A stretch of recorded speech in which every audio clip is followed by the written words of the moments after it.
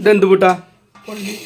ഇതാണ് സുഹൃത്തുക്കളെ കൊള്ളി അരിപ്പൊടിയും കൂടി ഉണ്ടാക്കിയ കൊള്ളിപ്പുട്ട് കേട്ടോ. ഞാനും ഇനി നേരം വിളിച്ചാൽ പുറം വയറ്റിലൊന്നും കൊള്ളി അയക്കാത്തതുകൊണ്ടാണ് അമ്മ തിന്നോക്കെന്ന് പറയണ കേട്ടോ. ഇത് അടിപൊളി സാധനമാണ്. നമുക്ക് ടേസ്റ്റ് നോക്കാം എങ്ങനെ ഉണ്ടെന്നുള്ളത്. കുറച്ച് എടുത്തിട്ട് അടിപൊളി പുട്ടാ. ചമ്മ ഉണ്ടാക്കി കുളിച്ച് മുള്ളൂർക്കൽ അമ്പലത്തിലെ പൂരം എന്നാ? 10-ാം തീയതി അല്ലേ?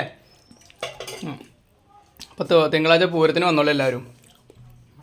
വേറെന്താ മസാലക്കറി അല്ലേ? എനിക്ക് മസാലക്കറി പപ്പടും അടിപൊളിയാ, സൂപ്പറാ. കഴിച്ചു നോക്കും മക്കളെ നിങ്ങള്.